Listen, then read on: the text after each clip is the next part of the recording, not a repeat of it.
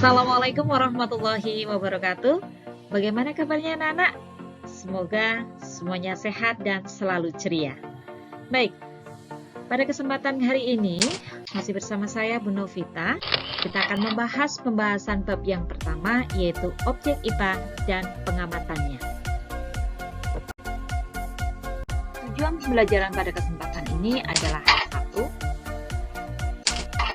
2, 3, 4. Mari kita amati video berikut. Video ini menunjukkan satu contoh sederhana dari keterampilan proses IPA. Halo teman-teman, kali ini kita akan melaksanakan penyelidikan IPA. Langkah-langkahnya adalah 1. Pengamatan. 2. Interferensi. 3. Komunikasi. Bahan-bahannya adalah spidol, penggaris, tisu, piring, air. Langkah pertama, kita akan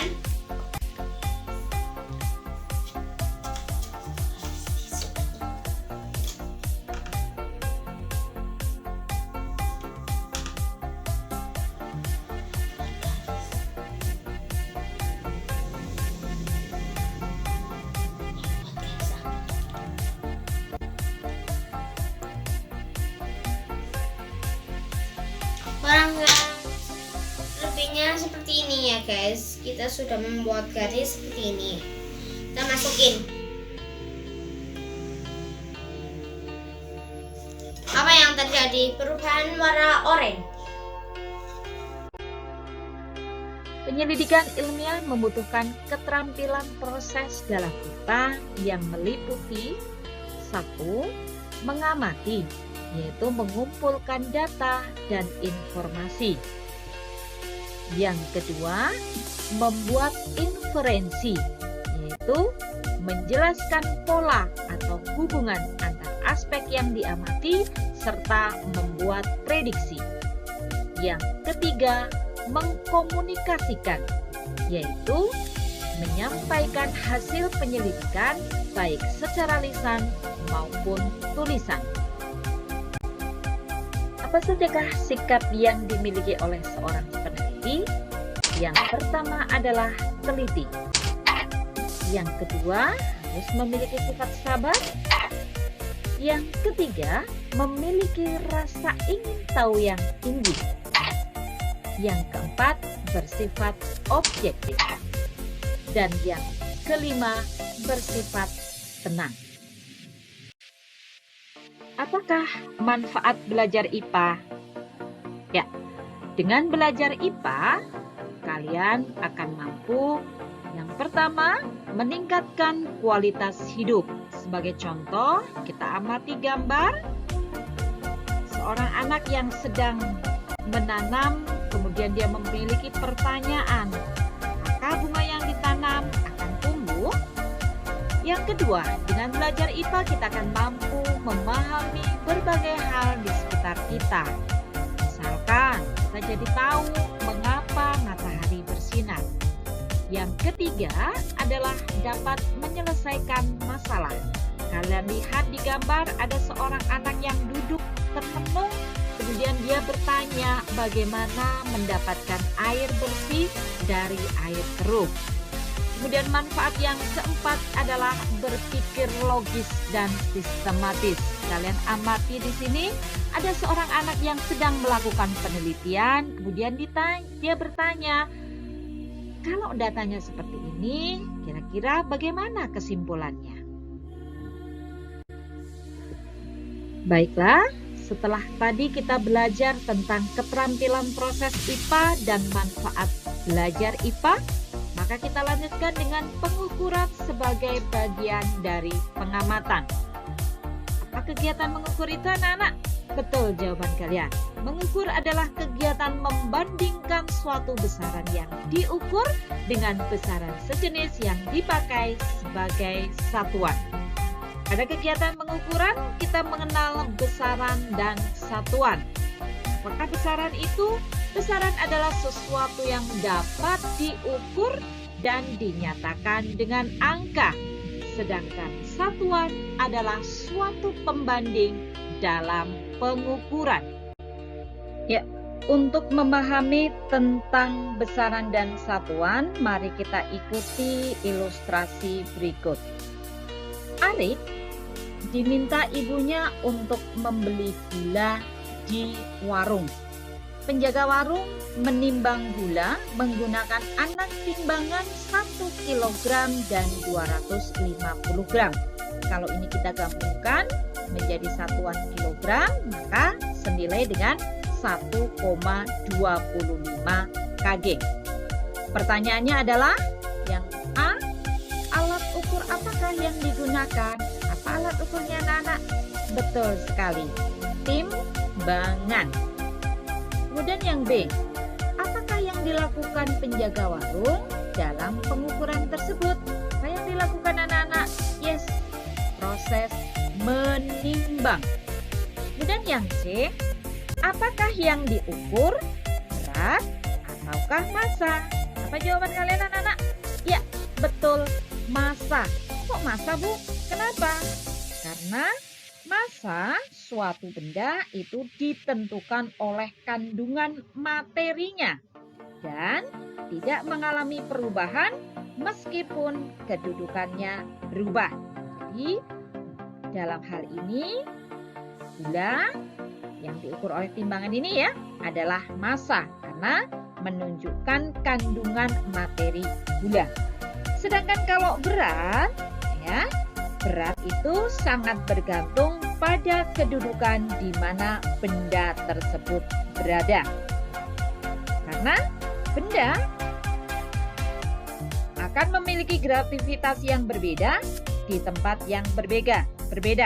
Sebagai contoh, saat astronom berada di bulan, beratnya tinggal 1/6 dari berat dia di bumi. Karena kalau berat itu ditentukan oleh gaya gravitasi. Semakin jauh dari bumi, maka beratnya semakin berkurang. Semakin dekat dengan bumi, dengan pusat gravitasi, maka beratnya akan semakin bertambah. Ya. Perbedaan berikutnya adalah kalau yang namanya massa, satuannya adalah kg, kilogram. Ya. Sedangkan kalau berat, satuannya adalah newton. Kita lanjutkan pertanyaan yang keempat atau D. Sebutkan nama besaran, nilai besaran yang diukur dan satuannya. Kita lihat di sini tadi anak-anak yang diukur adalah massa sebesar 1,25 kg. Maka kita katakan di sini nama besarannya adalah massa. Satuannya adalah kg. Dan nilai besarannya adalah 1,25 kg. Saya ulang, massa sama dengan 1,25 kg, maka kita katakan di sini, massa kita sebut sebagai besaran. 1,25 kita sebut sebagai nilai besaran. Sedangkan kilogram kita sebut sebagai satuannya. Selanjutnya, kita bahas tentang satuan baku dan tidak baku. Satuan baku dan tidak baku. Yang pertama, satuan tidak baku. Hasil pengukurannya itu dapat berbeda-beda antara satu orang dengan orang yang lainnya. Kita lihat di sini, satuan tidak baku diantaranya adalah jengkal. Kemudian yang kedua, apa ini anak-anak? Betul, hasta. Kemudian yang ketiga, C, ini adalah yang disebut dengan depa. Dan yang D adalah kaki.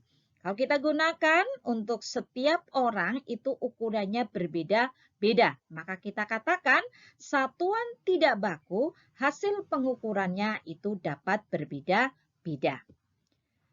Berbeda dengan satuan baku yang hasil pengukurannya bersifat tetap. Sebagai contohnya di sini adalah penggaris.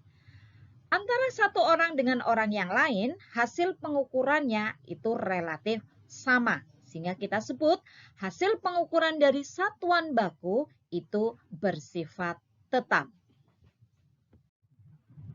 Selanjutnya, kita bahas tentang besaran. Jenis-jenis besaran dikelompokkan menjadi dua, ada besaran pokok dan ada besaran turunan.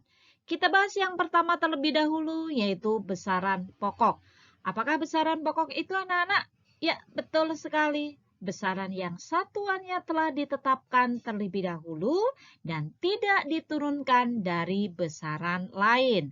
Sebagai contoh dari besaran pokok ini anak-anak dengan satuan dalam SI ya, atau sistem internasional. Sudah ditetapkan bahwa besaran pokok itu adalah 7. Jumlahnya itu ada 7. Yang pertama adalah panjang. Satuannya meter. Ini dalam SI ya. Kemudian alat ukur yang digunakan adalah penggaris. Yang kedua, besaran massa. Satuannya adalah kilogram. Alat ukurnya adalah neraca.